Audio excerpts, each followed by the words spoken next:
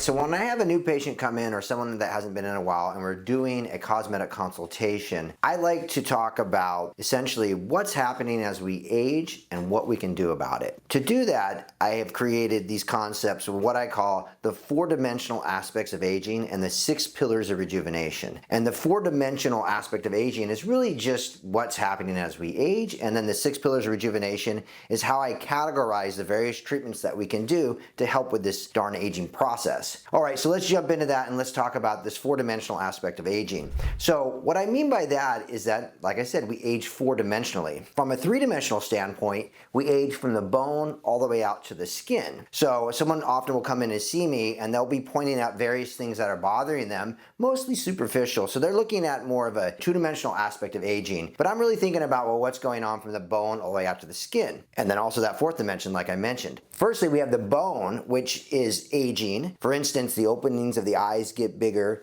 the jaw angle flattens, the ramus of the jaw narrows and thins. So this is all happening as we age. The next layer out is the deep fat pads, and these also age and as we get older. And what happens with them is they atrophy, they thin. So we've got the bone thinning, we've got the deep fat pads thinning. The next layer is the muscle and connective tissue layer. In certain areas, that can actually thicken as we age, and that can lead to more dynamic lines and wrinkles in certain areas. And in other areas, such as the mid-face and the submental region, kind of below the chin here, those muscles can actually thin and result in sagging of the tissue. The next layer out from there is the superficial fatty layer, and it too can thin as we age, and that can affect the texture of the skin. And then lastly, we have the skin itself, which is composed of the dermis, and then lastly, the epidermis. And that's all going to reflect in a more aged look. So when we add all this together, we're often going to see the tissue that's going to fall in, down, and forward,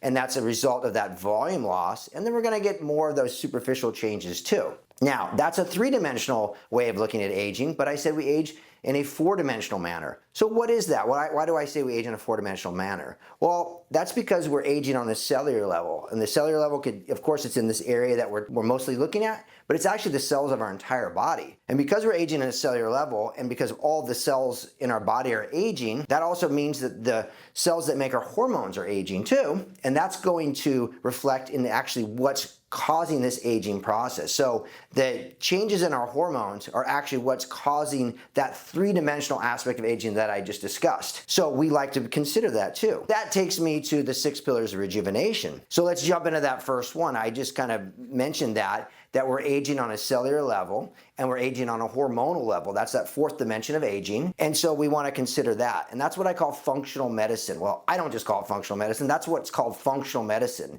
That is approaching the body from a functional medicine standpoint. On the other end, we've got surgical interventions. So there are certain things that are going to do best with surgery. The more laxity people have, the more heavy, droopy skin, whether that be over the brows, under the brows, or down in the lower face, or a lot of laxity in the neck. So this is an area where we might consider surgical interventions as a optimal treatment. Now, a lot of people don't want to do surgery, or maybe they're not a candidate for it. They don't want the downtime of surgery, or maybe it's a bit expensive for them. So there are other options that we can consider, and that's where the 4 minimally invasive pillars of rejuvenation come in. They include neuromodulators. We often hear of Botox. Then we've got contouring agents, like fillers, and then lastly we have energy modalities. And then we've got optimal skincare. You can use various skincare products like antioxidants, growth factors, vitamin A, peptides, and exosomes, and to help stimulate that collagen process, the elastin production. All these things can be done together to help optimize how you look and feel. These are the kind of things that I like to review with my patients when they come in, and so that we can get a game plan going, and then from there we create a individualized, customized plan for that patient. So I hope this gives you a level playing field and an idea of what we can do to help you look and feel your very best.